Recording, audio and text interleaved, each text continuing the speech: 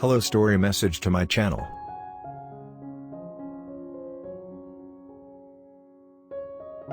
Do you want to know who you are? Don't ask. Act. Action will delineate and define you. I predict future happiness for Americans, if they can prevent the government from wasting the labors of the people under the pretense of taking care of them. Honesty is the first chapter of the book Wisdom. The legitimate powers of government extend to such acts only as are injurious to others. It does me no injury for my neighbor to say there are 20 gods or no God. It neither picks my pocket nor breaks my leg. The man who reads nothing at all is better educated than the man who reads nothing but newspapers. I sincerely believe that banking establishments are more dangerous than standing armies, and that the principle of spending money to be paid by posterity, under the name of funding, is but swindling futurity on a large scale. On matters of style, swim with the current; on matters of principle, stand like a rock. The most valuable of all talents is that of never using two words when one will do. I'm a greater believer in luck, and I find the harder I work the more I have of it. We in America do not have government by the majority. We have government by the majority who participate. I would rather be exposed to the inconveniences attending too much liberty than to those attending too small a degree of it. Our civil rights have no dependence on our religious opinions any more than our opinions in physics or geometry.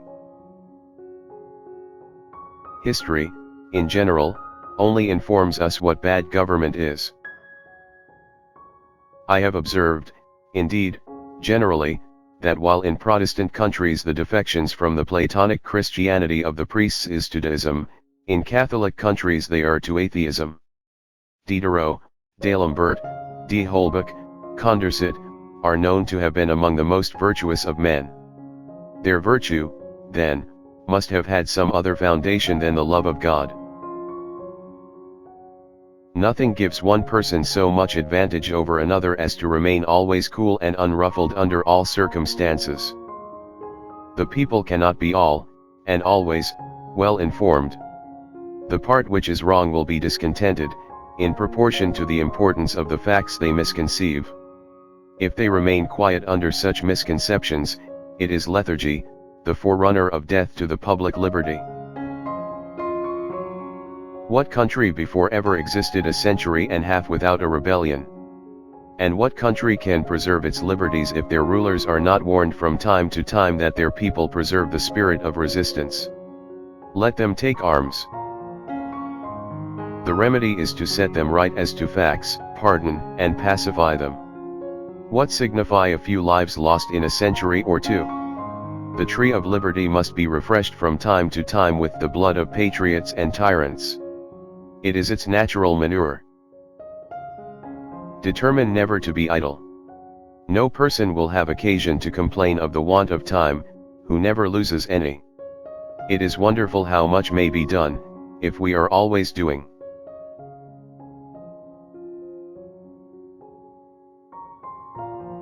For religion. Your reason is now mature enough to examine this object. In the first place, divest yourself of all bias in favor of novelty and singularity of opinion. Shake off all the fears and servile prejudices, under which weak minds are servilely crouched. Fix reason firmly in her seat, and call to her tribunal every fact, every opinion. Question with boldness even the existence of a God, because, if there be one, he must more approve of the homage of reason, than that of blindfolded fear. You will naturally examine first, the religion of your own country. Read the Bible, then as you would read Livy or Tacitus. The facts which are within the ordinary course of nature, you will believe on the authority of the writer, as you do those of the same kind in Livy and Tacitus. The testimony of the writer weighs in their favor, in one scale, and their not being against the laws of nature, does not weigh against them. But those facts in the Bible which contradict the laws of nature, must be examined with more care, and under a variety of faces. Here you must recur to the pretensions of the writer to inspiration from God. Examine upon what evidence his pretensions are founded, and whether that evidence is so strong, as that its falsehood would be more improbable than a change in the laws of nature, in the case he relates. For example, in the book of Joshua we are told the sun stood still several hours. Were we to read that fact in Livy or Tacitus, we should class it with their showers of blood, speaking of statues, beasts, and sea. But it is said that the writer of that book was inspired. Examine therefore candidly what evidence there is of his having been inspired. The pretension is entitled to your inquiry, because millions believe it. On the other hand, you are astronomer enough to know how contrary it is to the law of nature that a body revolving on its axis as the earth does, should have stopped, should not by that sudden stoppage have prostrate animals, trees, buildings, and should after a certain time have resumed its revolution, and that without a second general prostration. Is this arrest of the earth's motion, or the evidence which affirms it, most within the law of probabilities? You will next read the New Testament. It is the history of a personage called Jesus. Keep in your eye the opposite pretensions. 1. Of those who say he was begotten by God, born of a virgin, suspended and reversed the laws of nature at will, and ascended bodily into heaven, and 2.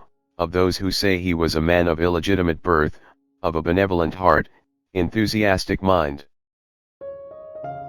who set out without pretensions to divinity, ended in believing them, and was punished capitally for sedition, by being gibbeted, according to the Roman law, which punished the first commission of that offense by whipping, and the second by exile, or death in furia. Do not be frightened from this inquiry by any fear of its consequences. If it ends in a belief that there is no God, you will find incitements to virtue in the comfort and pleasantness you feel in its exercise, and the love of others which it will procure you. In fine, I repeat, you must lay aside all prejudice on both sides, and neither believe nor reject anything, because any other persons, or description of persons, have rejected or believed it. I forgot to observe, when speaking of the New Testament, that you should read all the histories of Christ, as well of those whom a council of ecclesiastics have decided for us, to be pseudo-evangelists, as those they named evangelists.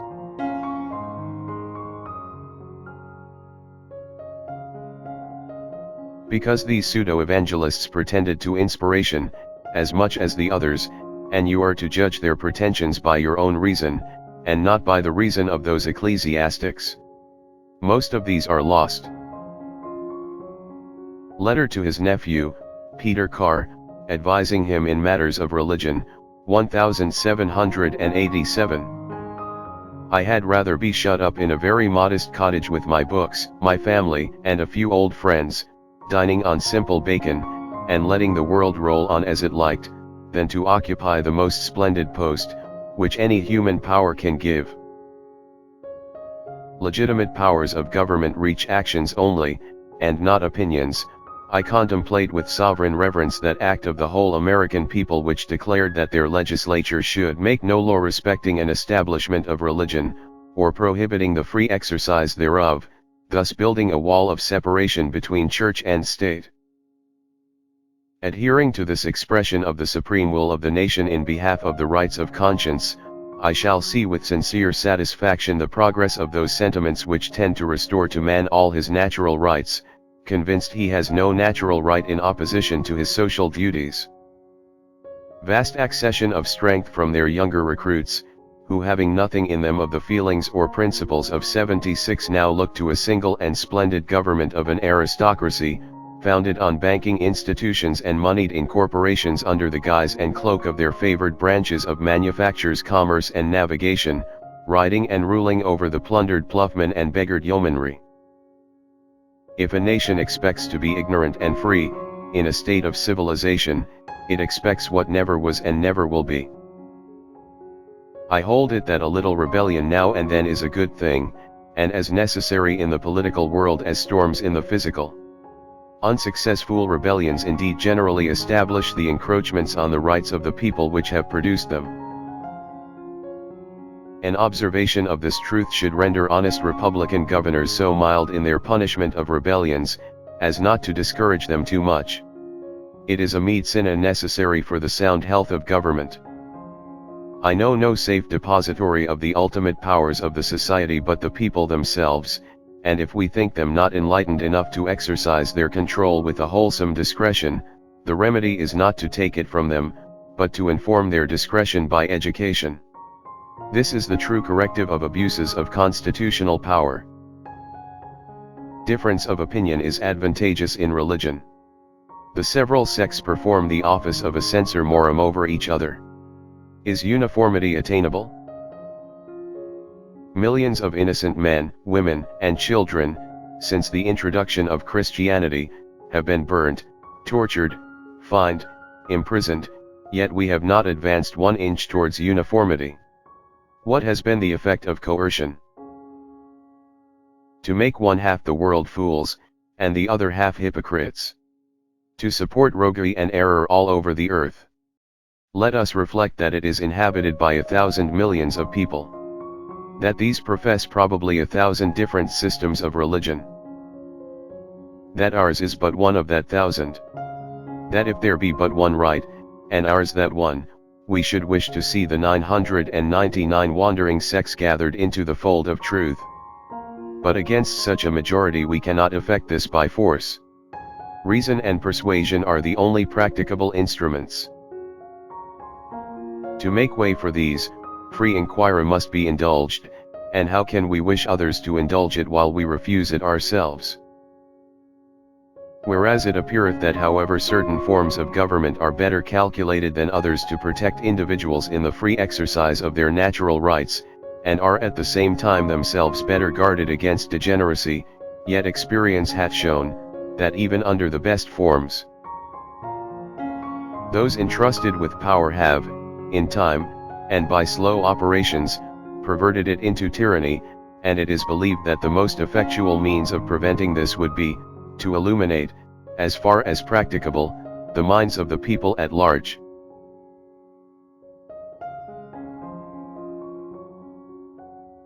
Whence it becomes expedient for promoting the public happiness that those persons, whom nature hath endowed with genius and virtue, should be rendered by liberal education worthy to receive, and able to guard the sacred deposit of the rights and liberties of their fellow citizens, and that they should be called to that charge without regard to wealth, birth, or accidental condition of circumstance. And the day will come when the mystical generation of Jesus, by the Supreme Being as his Father in the womb of a virgin, will be classed with the fable of the generation of Minerva in the brain of Jupiter. But we may hope that the dawn of reason and freedom of thought in these United States will do away all this artificial scaffolding. We took the liberty to make some inquiries concerning the ground of their pretensions to make war upon nations who had done them no injury, and observed that we considered all mankind as our friends who had done us no wrong, nor had given us any provocation. The ambassador of Tripoli answered us that it was founded on the laws of their prophet, that it was written in their Koran, that all nations who should not have acknowledged their authority were sinners, that it was their right and duty to make war upon them wherever they could be found, and to make slaves of all they could take as prisoners, and that every Musselman who should be slain in battle was sure to go to paradise. Letter from the Commissioners, John Adams and Thomas Jefferson, to John J., March 28, 1786. I agree with yours of the 22d that a professorship of theology should have no place in our institution. But we cannot always do what is absolutely best. Those with whom we act, entertaining different views, have the power and the right of carrying them into practice. Truth advances, and error recedes step by step only, and to do to our fellow men the most good in our power, we must lead where we can, follow where we cannot, and still go with them, watching always the favorable moment for helping them to another step. Comment on establishing Jefferson's University of Virginia, a secular college, in a letter to Thomas Cooper October 7, 1814.